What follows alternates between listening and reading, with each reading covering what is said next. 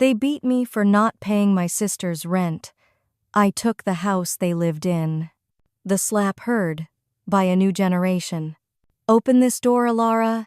Don't you dare ignore your father. My mother's voice shrieked through the wood, sharp and serrated. I twisted the lock, my stomach in knots. They didn't wait for an invitation, pushing past me into my small living room. My father, with that familiar, smug look of condescension, surveyed my modest home. Oh, so a trip to the dentist for Lily is more important than a roof over your own sister's head? He said, his voice dripping with sarcasm.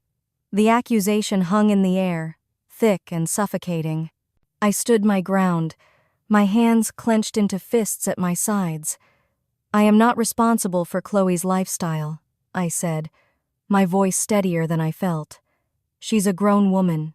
She had options, and she chose not to work.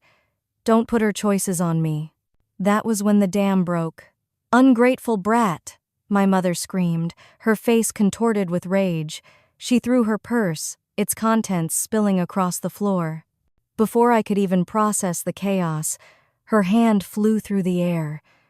The crack of the slap was deafening, a sharp, ugly sound that seemed to suck all the air out of the room. My head snapped to the side, my cheek burning with a white-hot fire. Before I could recover, my father grabbed my arm, his fingers digging into my skin, and shoved me hard. I stumbled backward, the corner of a bookshelf digging sharply into my ribs as I hit the wall. A warm trickle of blood started to creep from my hairline. But the physical assault wasn't the worst part. The worst part was the sound that followed, a terrified scream. "Mom!" Lily cried, her small voice shattering the tense silence. She ran toward me, but my mother intercepted her, grabbing her little shoulders. "Stay out of this, little girl," she hissed, her eyes cold.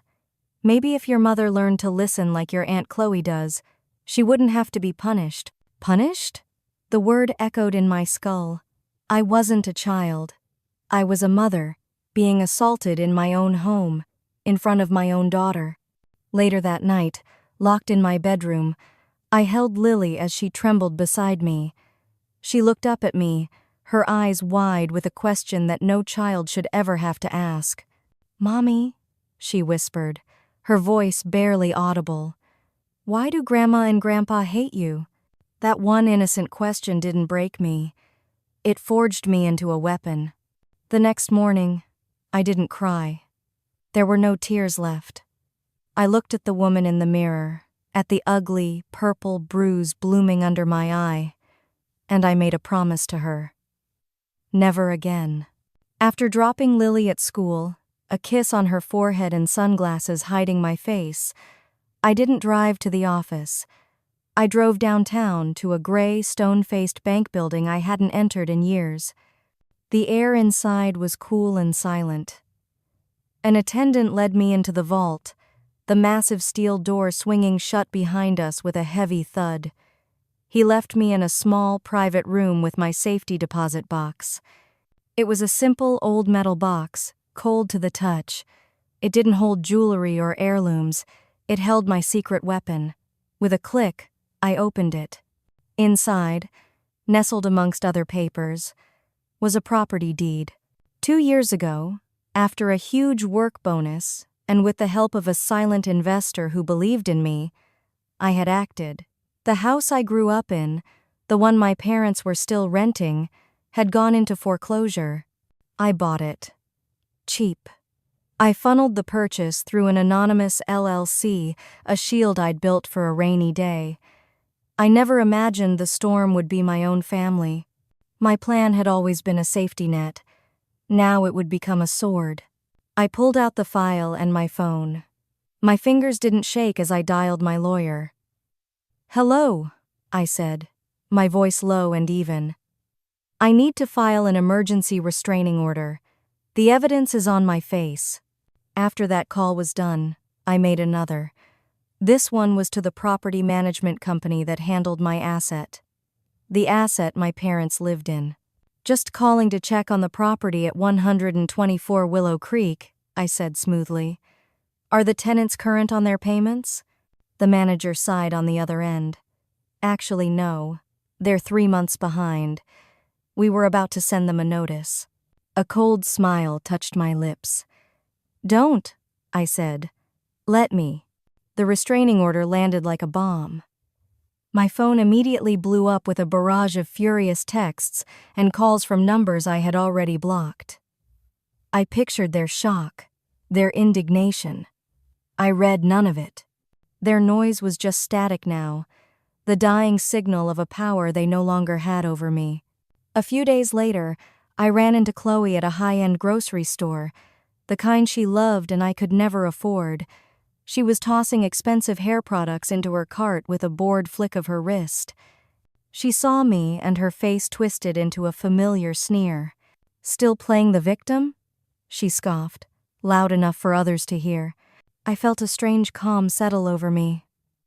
I looked at her, at the sister who had watched me become a family footnote, and I smiled a small, tight smile. I'm not playing anything, Chloe, I said, my voice quiet. You're about to watch the entire stage crumble from beneath your spotlight.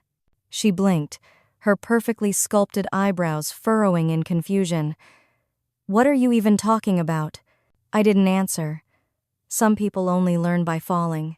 The next morning, the certified letter containing the 30-day eviction notice arrived at their house. My mother's call came moments later.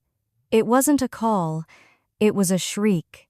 How could you do this to us? She screamed into the phone. I held the phone away from my ear, feeling nothing. No guilt, no pain, just quiet. How? I replied, my voice devoid of emotion. Easily. The same way you could hit your own daughter in front of her child. A choked sob came from her end. But where are we supposed to go? That's your problem now, I said. But if you need help, maybe Chloe can pay your rent. There was dead silence. Then a click. For the first time in my life, I hung up on my mother and felt powerful. I felt free. The phone call was just the first tremor. The earthquake was scheduled for 30 days from now, and I planned to be standing at the epicenter. On the 30th day, the front lawn of the house I once called home looked like a shipwreck. It was a chaotic mess of plastic bags, splintered furniture, and my mother's prized patio swing, now rusted and forgotten. From across the street, I watched my father pace back and forth like a caged animal. My mother just sat on the steps, a hollowed-out statue of defeat. They were due to be out by noon. Of course, Chloe wasn't there. A single text from a cousin had informed me she'd flown to Miami to clear her head. So much for family. My daughter Lily squeezed my hand. I hadn't planned for her to be here, but she had insisted. I want to see it, Mom, she'd said, her 8-year-old face set with a strange maturity. I want to see what it looks like when people get what they deserve. So we crossed the street, our footsteps silent on the asphalt. The moment they saw us, my mother surged forward, dragging a suitcase behind her. You can't be serious, Elara, she snapped, her voice cracking. We're your family. You're throwing us out like garbage. I looked at her, my expression unmoving. I was garbage to you when I needed protection, I said evenly. When my daughter needed protection, you hit me like I was nothing, and now you want sympathy?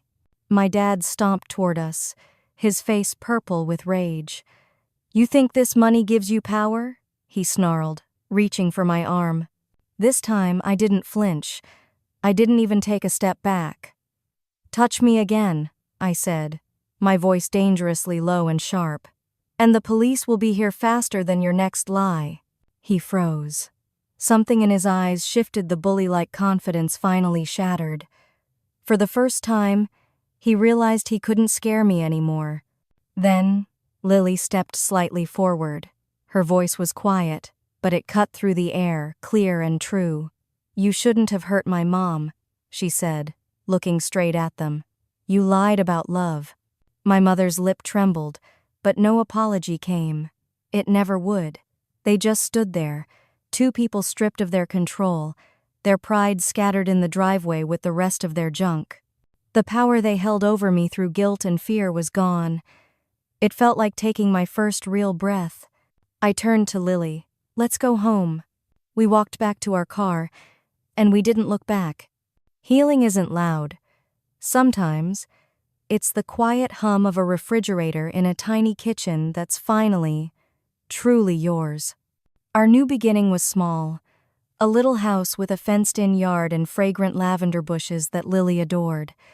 Here, peace was a real, tangible thing. I started therapy. Lily started painting again, filling pages with color instead of silence. Weeks after we moved in, my phone buzzed with a text from a distant cousin. The message was short. My parents were in a rundown one-bedroom apartment. And Chloe? She had ghosted them, leaving behind nothing but an angry voicemail and a drained bank account. They had burned every bridge, and now they were alone on the other side. I read the message, took a breath, and archived it. There was no surge of victory, no bitter satisfaction. There was only quiet. My revenge wasn't their downfall.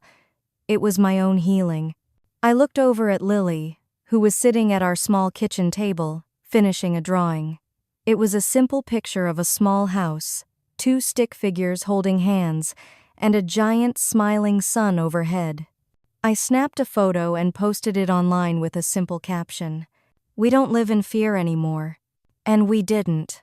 If you've ever been told to stay silent, to endure, to forgive without apology, this story is for you. You are not alone. There are countless others who've been dismissed, belittled, or harmed by the very people meant to protect them. But survival is not the end of your story. Healing is. Power is. Peace is. Speak up. Even if your voice shakes, seek safety, whether it's through a trusted friend, a support group, or legal protection. Your pain is not an overreaction. Your boundaries are not too much. You are allowed to walk away even from family when they refuse to see your humanity. And if you've already walked away, remember this. Starting over isn't weakness, it's strength. Rebuilding your life in peace, on your terms, is the greatest form of resistance. Share your truth. Listen to others.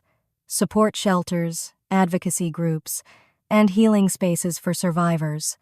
The world doesn't change with revenge, it changes when people like you choose to break the cycle, one brave step at a time.